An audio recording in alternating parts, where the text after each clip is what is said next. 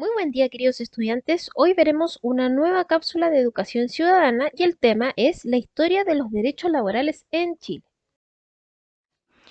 Recordar la prevención del contagio de coronavirus, lavado de manos mínimo 20 segundos con agua y jabón, estornudar o toser con el antebrazo, mantener una distancia mínima de 1 metro, evitar tocarse los ojos, la nariz y la boca, no compartir bombillas, cubiertos y evitar saludarse con la mano.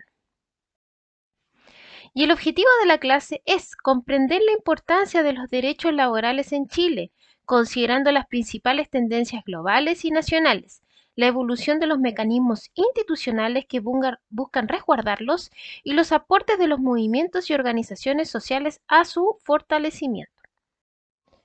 Entonces vamos a ver la historia de los derechos laborales en Chile y al igual que en el resto del mundo, el surgimiento y consolidación de los derechos laborales en Chile fue el resultado de distintos modelos de desarrollo implementados en el país y la respuesta que estos tuvieron por parte de la sociedad de la época, en especial de los trabajadores obreros.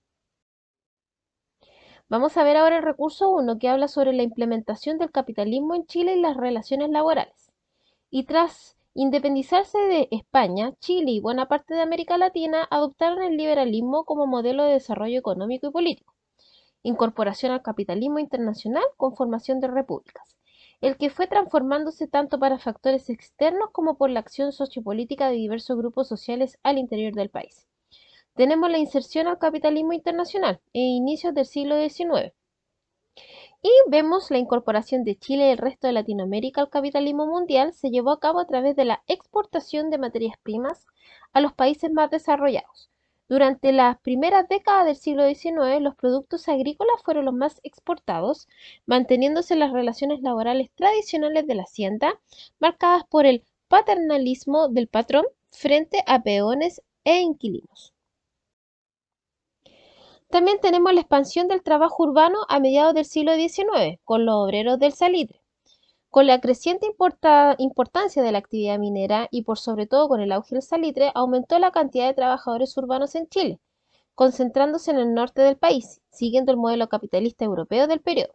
Las relaciones laborales entre patrones y trabajadores no contaban con ningún tipo de regulación estatal, lo que llevó a condiciones laborales que ponían en riesgo la vida y salud de los trabajadores, así como la de sus familias. Esto tiene relación entonces con lo que es la cuestión social. Después tiene el surgimiento de la organización obrera, cuando estos se organizan, ¿cierto?, a fines del siglo XIX. Tenemos manifestaciones obreras, por ejemplo, la que se muestra en la ilustración de 1900.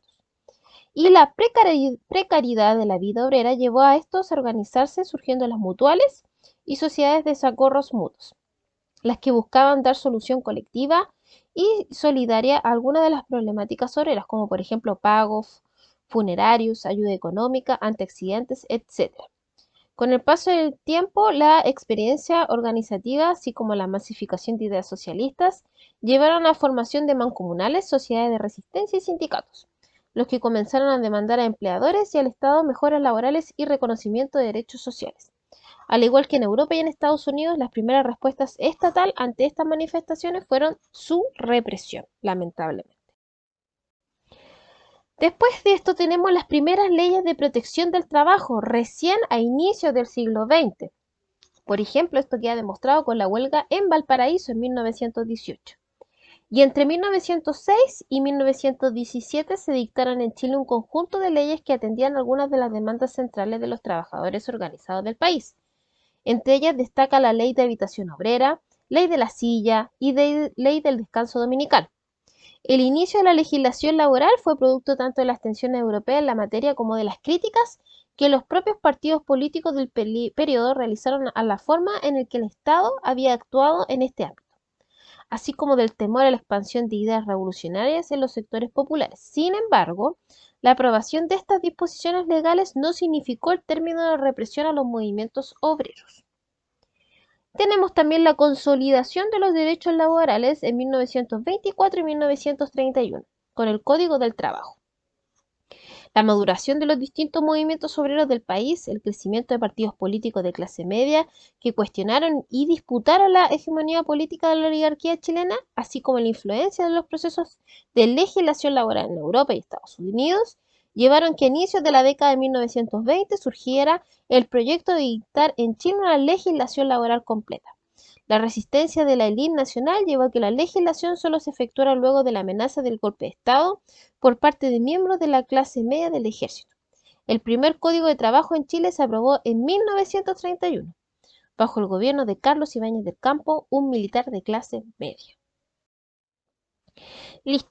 Ya terminamos con esta cápsula. Espero que hayan entendido, ¿cierto?, el proceso histórico de las leyes laborales, la importancia de la organización obrera debido a las problemáticas que existían, sobre todo en el tiempo del salitre, con malas condiciones de trabajo y malas condiciones de vivienda que tenían. Y evidentemente todos estos procesos llegaron de cierta forma a un resultado, se crearon leyes debido a la organización que existió. Sin embargo, hasta el día de hoy todavía hay problemáticas en base a ese tema. Vamos con manos a la obra. Realiza el formulario junto en la clase y luego marca cómo completa la tarea. Las páginas del texto del estudiante que se utilizaron fueron las 252 y las 253. Esperando que estén muy bien, nos escuchamos en otra nueva cápsula.